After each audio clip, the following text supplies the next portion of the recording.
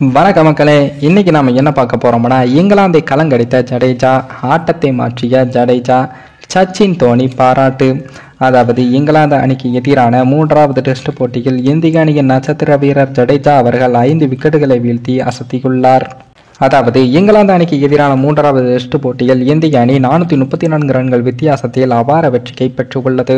இந்த போட்டியில் 2வது இன்னிங்ஸில் இந்திய அணி 4 விக்கெட்டுகள் இழப்பிற்கு 430 ரன்கள் சேர்த்த நிலையில் இங்கிலாந்து அணியின் வெற்றிக்கு 557 ரன்கள் இலக்காக நிர்ணயம் செய்யப்பட்டது. இதனையடுத்து கிராலி டக்கட் கூட்டணி தொடக்க வீரர்களாக களமிறங்கியது. அதில் சிராஜ் மற்றும் ஜெரல் இருவரும் அட்டகாசமான ஃபீல்டிங் காரணமாக டக்கட் அவர்கள் 4 ரன்களில் ஆட்டமிழக்க, தொடர்ந்து கிராலி 11 ரன்களில் பும்ரா வேகத்தில் வீழ்ந்தார். இதன் பின் ரவீந்திர ஜடேஜா அட்டாக்கில் வந்தார். தேநீர் இடைவேளைக்கு பின் அட்டாக்கை தொடங்கிய ஜடேஜா இங்கிலாந்து அணியின் போப் 7 ரன்களையும் பேர்ஸ்டோ 4 ரன்கள் எடுத்திருந்த போது வீழ்த்தி அசத்தினார். தொடர்ந்து ஜோ ரூட்டை 7 ரன்களில் வீழ்த்தி இங்கிலாந்து அணியின் நம்பிக்கையை ஒற்றையாளாக தகர்த்தார்.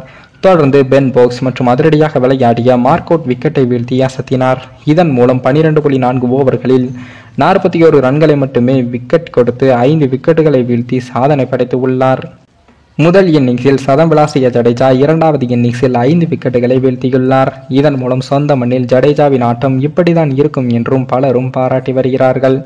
கிட்டத்தட்ட இந்திய அணியின் வெற்றிக்கு ஜடேஜா தனி வீரராக மிகப்பெரிய பங்களிப்பை அளித்துள்ளார். அதிலும் பேட்டிங்கில் 33 ரன்களுக்கு 3 விக்கெட்டுகளை இழந்து இந்திய அணி தவித்த போது ரோஹித் சர்மாவுடன் இணைந்த ஜடேஜா பதற்றமே இல்லாமல் ஆடி அசத்தினார்.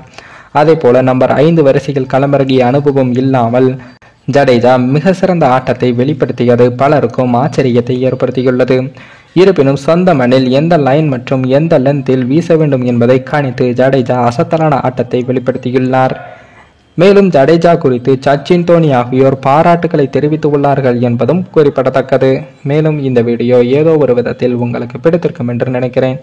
நம்ம சேனலுக்கு புதிதாக வீடியோ பார்க்கிறீர்கள் என்றால் மறக்காமல் சப்ஸ்கிரைபர் செய்துவிட்டு பாருங்கள். இன்னொரு வீடியோவில் சந்திக்கும் வரை நான் உங்கள் தமிழ்.